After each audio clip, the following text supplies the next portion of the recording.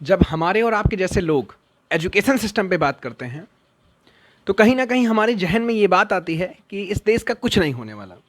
क्योंकि हमें भी पता है और आपको पता है कि अगर देश का विकास करना है तो उसके एजुकेशन सिस्टम का उद्धार सबसे पहले करना पड़ेगा।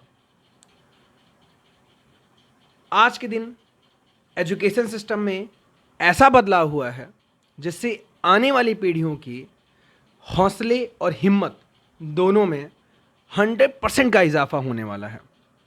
आज का एजुकेशन सिस्टम जो आज मोदी गवर्नमेंट के द्वारा लॉन्च किया गया है, पारित किया गया है, या जो कुछ दिनों में मैं आपको बताऊंगा किस डेट में वो आने वाला है, कब से वो लागू होने वाला है। लेकिन जो ये प्रॉपर तरीके से मेंशन करके जो बातें वहाँ पे बताई गई है, आज मैं आपको उन्हीं सारी बातों पे विश्लेषण करूंगा कि उसमें से क्या है और क्या एजुकेशन सिस्टम में क्या बदलाव किया गया और पहले क्या कमियां थी। आपने बहुत सारे वीडियोस वगैरह देखे होंगे, बहुत लोगों के मुंह से कहते हुए सुना होगा कि हमारा एजुकेशन सिस्टम जो है वो पूरी तरीके से करप्ट हो चुका है या उसमें थोड़ा सा भी दम नहीं है। और इसी वजह से आज की डेट में हिंदुस्तान की बेरोजगारी अदर देशों की तुलना में बहुत ज़्यादा है। तो क्या पूरी तरीके से जिम्मेदार एजुकेशन सिस्टम है? जी हाँ। इस पूरे इंडिया के बदलाव न होने का कारण सिर्फ और सिर्फ इसका एजुकेशन सिस्टम है। तो ये जो हमारा न्यू एजुकेशन सिस्टम है, चलिए आपको बताते हैं क्या है। तो यहाँ पे कुछ फैक्ट्स हैं जो यहाँ पे गवर्नमेंट द्वारा बताया गया है कि न्यू एजुकेशन पॉलिसी ये जो आई है, सबसे पहला जो इसका फैक्ट है वो 34 साल बाद आई है।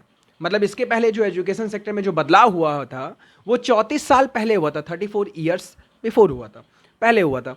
तो ताजुब की बात है कि जहां देश में हर एक साल, अदर देशों की बात करें तो हर एक साल बदलाव होता है, उनके एजुकेशन सिस्टम में हर एक साल, हर दूसरे साल बदलाव होता है। भारत देश में 34 साल बाद एजुकेशन सिस्टम में बदलाव हुआ है। चलिए देर है दुरुस्त है, कम से कम लॉन्च हुआ, इस भारत में लॉन्च हुआ, यही बड़ी बात है। तो जो बदलाव आया उससे पहला फैक्ट क्या है? The 10+2 system will be divided into 5+3+3+4 format.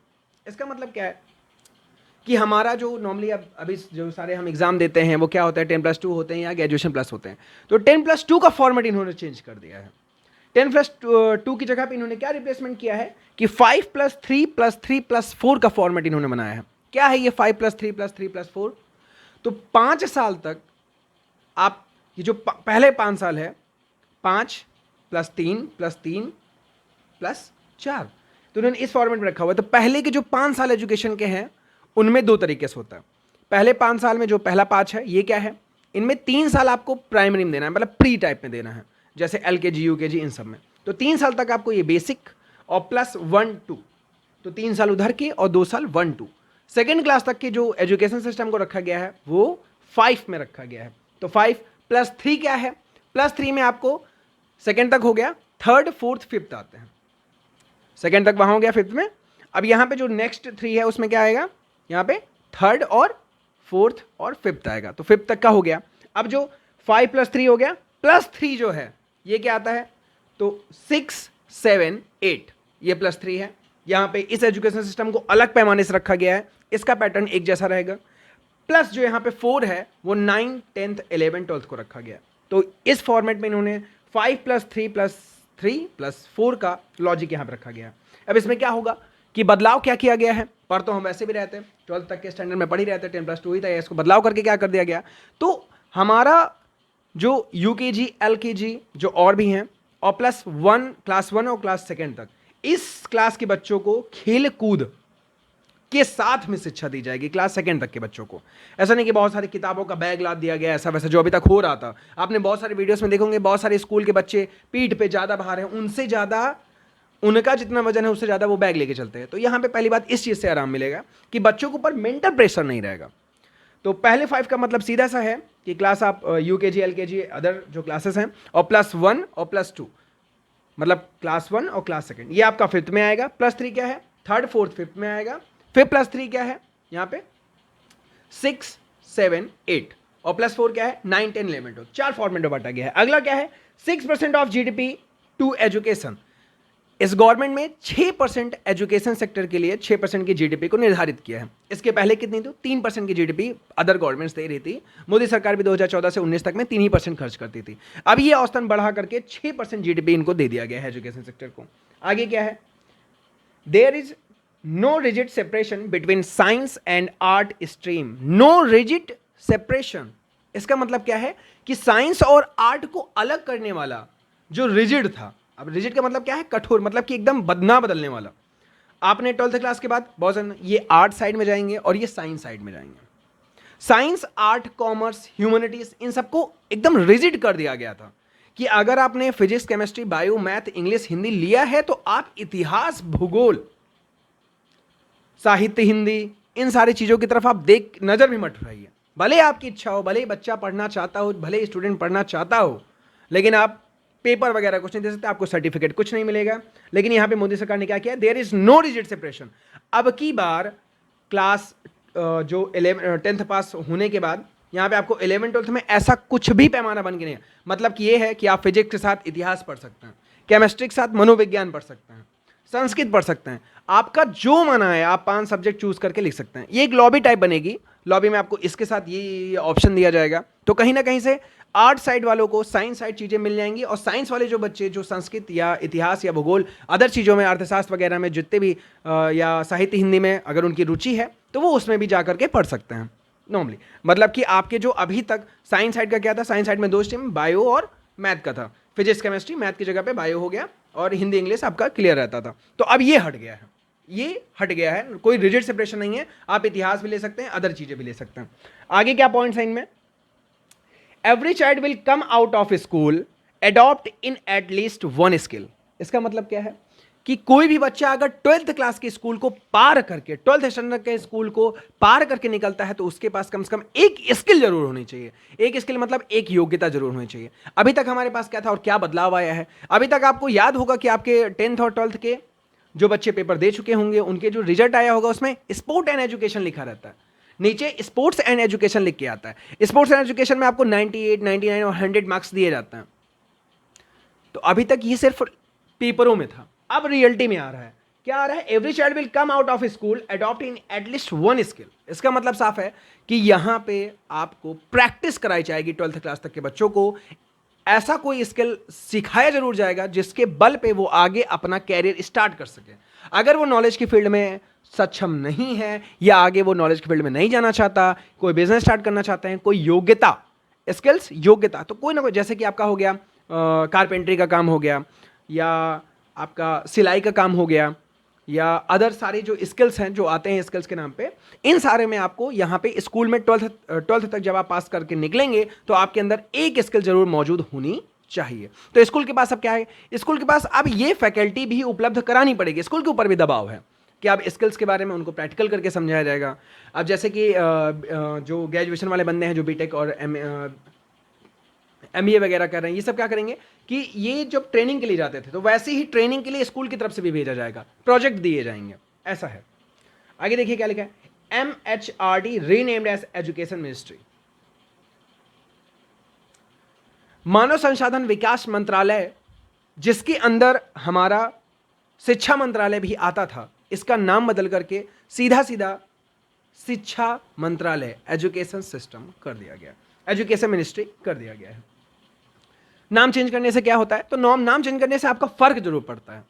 Allahabad का नाम बदल करके आपने प्रयागराज कर दिया, फर्क पड़ता है, नाम का भी फर्क पड़ता है। क्यों हम मानव संसाधन विकास मंत्रालय के अंदर हम एजुकेशन सिस्टम को रखें, क्यों एजुकेशन मिनिस्ट्री को हम अलग नहीं देते। तो यहाँ पे ये काम बहुत पहले हो जाना चाहिए था, देर में हुआ लेकिन दुरुस्त हुआ। भाई सिंपल सी बात है, सोचने वाली बात है कि एक मिनिस्ट्री क्या शिक्षा के लिए नहीं हो सकती है, तो एजुकेशन मिनिस्ट्री जरूरी थी, इन्होंने रख लिया। आगे क्या कहते हैं,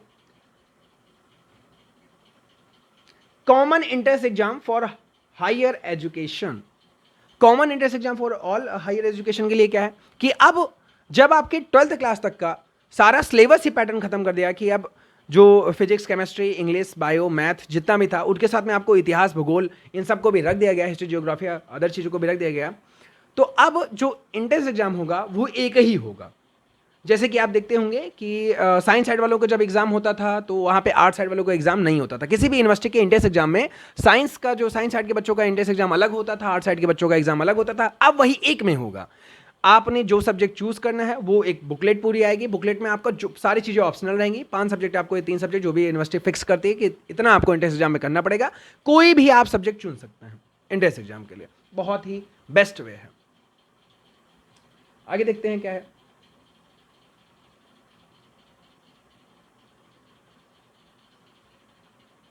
कोडिंग फ्रॉम क्लास 6। यहां पे मोदी सरकार की एक भारत को आगे ले जाने में, इंडिया को आगे ले जाने के लिए एक बहुत बड़ा कदम आप इसको बोल सकते हैं, कोडिंग फ्रॉम क्लास 6। ये जो आपके चाइनीज़ हैं, अमेरिकन्स हैं, ये जो देश है चाइना, जो अमेरिका है, इसके जो एजुकेशन सिस्टम पे आप देखेंगे तो इनका जो कोडिंग का प्लान होता है, मतलब कि सॉफ्टवेयर डेवलपमेंट कैसे होता है, सॉफ्टवेयर की कोडिंग कैसे की जाती है, मैं कंप्यूटर की कोडिंग आसान बातों में बताएं तो कंप्यूटर की कोडिंग के बारे में, तो बच्चों को अमेरिका और चाइनीज़ और अदर कंपनियां जो आज विकसित देशों में आती हैं, इनके बच्चों को, जो इनके स्टूडेंट्स हैं, इनको क्लास 6 से कोडिंग करना स्टार्ट कर दिया जाता है। हमारे के में 12th क्लास तक कंप्यूटर को ऑप्शनल रखा गया है। 12th क्लास तक कंप्यूटर को ऑप्शनल रखा गया है। कुछ बच्चे तो लेते नहीं, मोस्टली बच्चे नहीं लेते हैं। कंप्यूटर आपको पढ़ना है तो आप पास करके पढ़िए या कंप्यूटर के क्षेत्र में ही चढ़िए, कंप्यूटर साइंस कर लीजिए बीटेक से। तो अब यहाँ पे 6 स्टैंडर्ड से आपको 6 क्लास से कोडिंग की नॉलेज मिलने स्टार्ट हो जाएगी, जो कि 12th क्लास तक कंपलसरी रहेगी।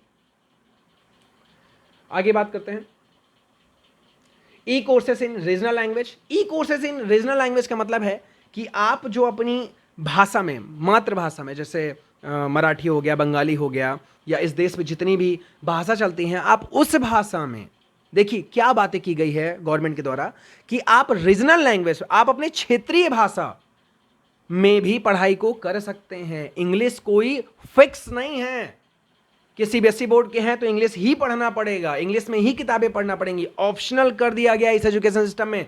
मीन्स इंग्लिश आपकी सिर्फ एक भाषा है, आपको समझने के लिए, आपको जज करने के लिए वो कोई तरीका नहीं है कि आपको इंग्लिश नहीं आती तो आपके पास नॉलेज नहीं है। बहुत सही, वेल डन। ये जो एजुकेशन सिस्टम जो 34 साल बाद आया है, मन प्रसन्न हो गया इसको देख करके।